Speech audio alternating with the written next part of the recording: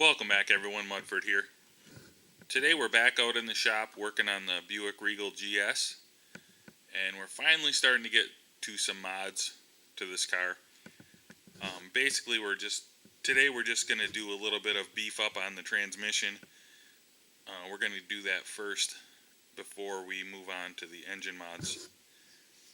We're just keeping it simple. We're going to do the basic transmission filter change and fluid change, and then we also got a ZZP aluminum pan with fins on it to help keep the transmission a little cooler. And I don't know if you can see, let me zoom it in here.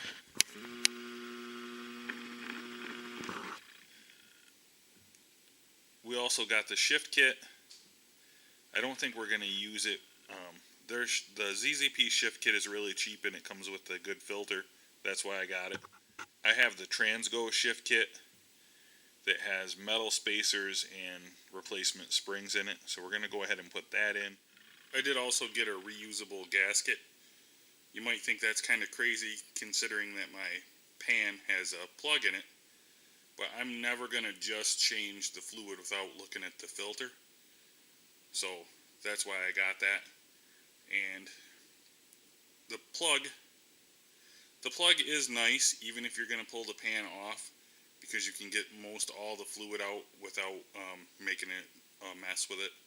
It just comes out much easier, just like changing the oil on the engine. And one other little thing we got is we got a retainer on the tubes. I'll show you what that is when we get to it, when we get the trans pan itself off. So that's the first thing we're going to do.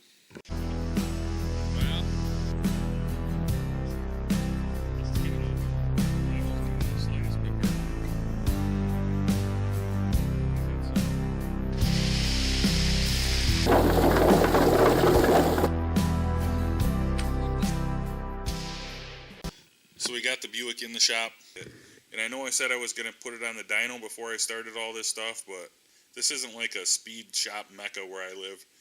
We only had one place locally that had a dyno, and they've gotten rid of it, so I don't really have any place anywhere remotely close where I can put this on a dyno. So there's the trans pan right there. I'm just going to go ahead and take all the bolts out. I've got a drain pan handy, and we're going to get the pan off to get started. You got to be careful because there's no way to drain the fluid right now the way it sits, so as I get that pan loose, fluid is going to spill out all over. Now that most of the dripping is done, we're going to go ahead and pull the accumulator off, because that is where the parts are going to go for the shift kit. There's actually only four of the bolts are holding this in. If you look real close there, you can see it actually goes to the case there. You'll see when it gets out, but these three, this bolt, and this bolt are holding this up to the transmission.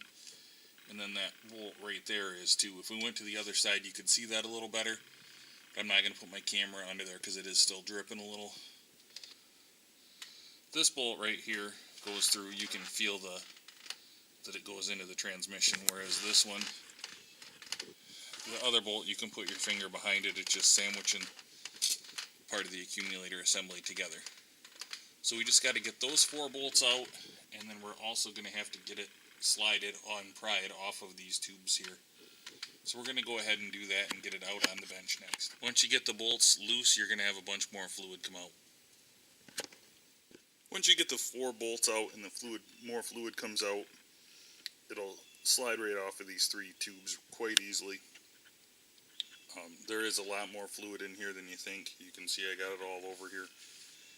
Now we're going to go ahead and I'm just going to take all the other bolts out and take this apart, and we're going to put our parts in. We're not going to use everything from the kit. We're mostly going to use the spacers and these springs. That's probably all we're going to use.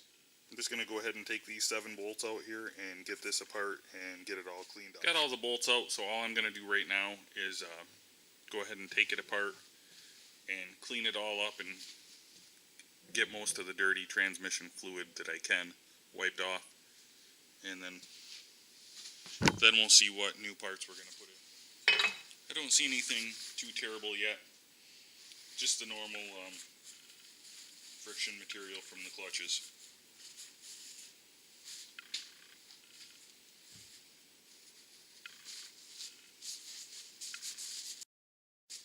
The parts up here are the parts I took out, and these are the new parts that are going in, along with the spacers right here.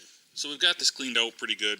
What I've did is put the rods back in and put the long spacers on each one that go on the bottom side. Next we're going to put our springs in. These are for the third side, all three of these. And for the second one, just these two.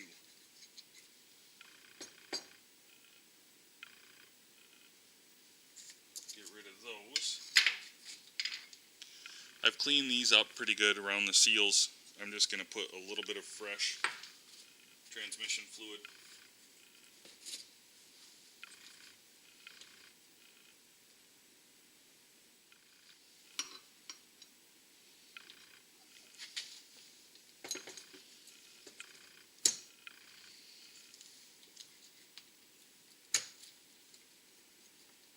Okay.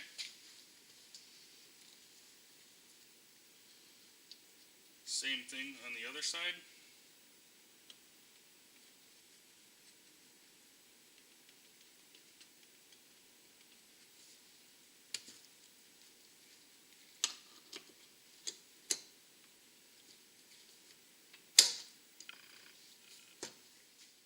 Then this side gets a medium spacer.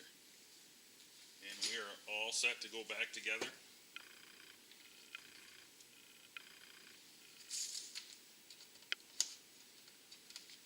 I've already cleaned all this up pretty good.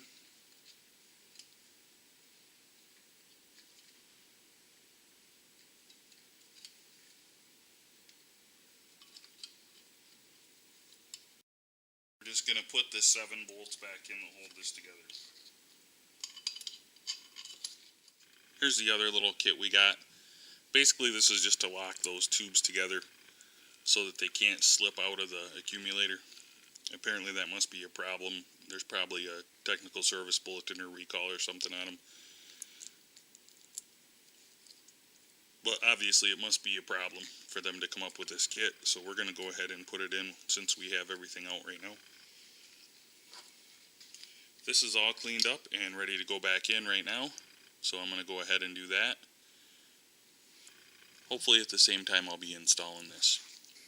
The mod for this is really easy. I've already got the other piece setting up in there, and it's got threads in the other piece that looks like this, and then this Allen head screw just slips through it and it holds the tubes together. I'm just going to put a little bit of blue Loctite on this and fasten it up in, and then I'll show you once I get it up in. So the accumulator is all back in place. You can see I got the new filter in. So that's what I put in to make sure that that one tube doesn't come out. I'm assuming it's the one that is hooked up to the rubber hose here. It might have a tendency to back out, but I don't know if it's a problem or not, but I figured it was only a few dollars while I got the pan off. I might as well go ahead and put it in. So everything's been cleaned up pretty good now. We're going to go ahead and put the pan back on. We put the pan back on now. I just wanted to take a minute and say that you can get stuff from ZZP sometimes that are scratch and dent if that doesn't matter to you. This pan has some flaws in it. Oh, I better take care of that one. There's a couple little flaws in it. They couldn't sell it for regular price, so they put it on eBay a lot cheaper. So if you keep your eyes open, you can find some decent parts there for decent prices. Okay, that pan looks pretty nice. Hopefully the aluminum and the fins will help it run a little bit cooler, especially if we're going to be racing it a little bit. All we got to do now is just add some fluid to it, and we'll check it out, see how it shifts.